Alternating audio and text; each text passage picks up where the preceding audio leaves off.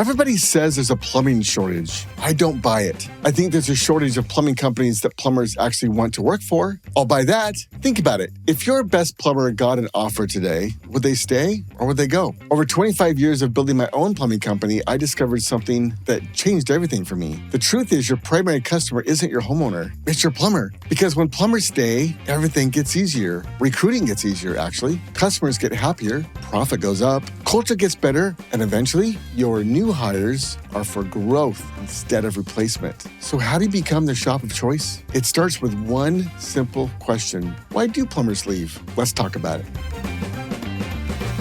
One thing plumbers hate is sitting in traffic. Think about it. Nobody gets into plumbing because they dream of spending 2 or more hours a day staring at brake lights or going 3 miles an hour. So instead of trying to market to an entire city, or in my area, 3 counties, like most big companies do, I marketed almost entirely within about a 5-mile radius of my shop. Our average drive time between calls dropped to about 20 minutes. And that meant happier plumbers, more billable hours, less fuel, less windshield time, which resulted in happier customers, more money. Sometimes the answer isn't finding better plumbers. Sometimes it's simply wasting less of their time. Another thing plumbers hate is feeling like they have no control over their personal time or lives. Family matters. Doctor appointments matter. Kids matter. Plays matter. Baseball games matter. Life matters. And they've got a life besides working for you. So I told my plumbers something that surprised them. If you're hitting your goals, take the time you need. I trusted them to act like adults. Now, some owners, when they hear this, they freak out and they go, what if everyone takes advantage of you? Well, here's what I found out. They still have mortgages. They still have bills. The truth is, very few abused it. Instead, they appreciated being treated like professionals, like adults. And professionals usually act like adults. Another thing plumbers hate is getting that one last call when they're already exhausted. They're dirty. They're tired. They're already mentally checked out and home. They've probably made a phone call saying, I'm going to be home on time, finally, tonight. So every day around 2 o'clock, I'd ask one simple question. I'm setting up the afternoon. Do you want another call? Or is the call you're on your last one for today? That sounds crazy, right?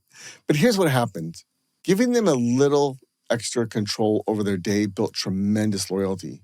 And remember, if someone consistently chose to go home early, their paycheck reminded them why that wasn't such a good long-term strategy, right? So most plumbers wanted another call, but if they needed time off, they could get it. They just wanted to feel respected enough to be asked. Another thing plumbers hate is walking to a house and feeling stupid, right? Not being prepared. Nothing destroys confidence faster than standing in front of a customer thinking, I have no idea what I'm doing. That's why we became a training company. The more competent our plumbers became, the more confident they became. Confident plumbers serve customers better. Confident plumbers sell better. Confident plumbers enjoy coming to work. And confident plumbers stay.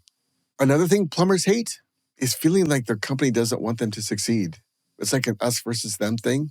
So I did something that surprised most of the guys. I helped my plumbers earn their bonus. Like I let them know how close they were. I wasn't looking for reasons they couldn't make bonus or sending them home so they didn't have a chance. I was looking for ways they could because I wanted every technician to know I'm on your side. I want you to succeed at my company.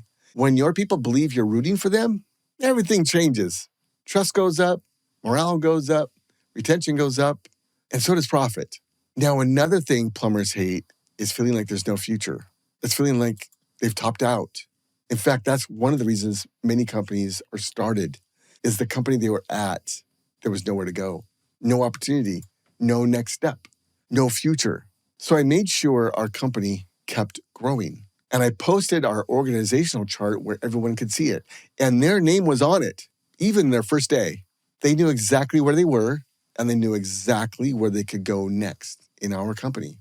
People don't usually leave companies because they're growing. They leave companies where they can't. Now, here's the part most people miss. There's all these bright ideas out there, right? Like some of these. But everything we've talked about, short drive times, great training, bonuses, career paths, time off, all sounds great, right? But all of that becomes incredibly difficult, if not impossible, if your company isn't profitable. That's why I've always said something I believe with all my heart. I say it all the time. On the other side of profit is fun. I'm not talking roller coasters and lollipops. I'm talking about building a company where people actually want to work, where they enjoy working there. Profit gives you choices. Profit lets you invest in your people. Profit creates opportunity. Profit builds a culture. Profit keeps plumbers. And when plumbers stay, your new hires become growth hires instead of replacement hires. And that changes everything. So I didn't learn all these lessons by myself, and chances are you won't either. I spent over 25 years building a residential plumbing company, a big, beautiful one, eventually growing it into an 8-figure business before selling it. I made the mistakes. I learned the lessons. Now it's your turn. If you'd like to find out where your business stands and what you should focus on next, head over to tradetraction.com and take my free business assessment. It'll show you where you are today, what to work on next, and if you'd like some help, you can even book a call with me. And if you're determined to make this year, you finally stop working for free, build a company plumbers love working for, and create the business you once dreamed of. Remember all those ideals and dreams you had? Like, when I finally get my business, I'm going to do it this way, right? Subscribe. Every week, I share the lessons I learned building and eventually selling an 8-figure plumbing company. So maybe you don't have to learn them all the hard way like I did. I'm Dennis Apprentice. Now it's your turn. I'll see you in the next episode.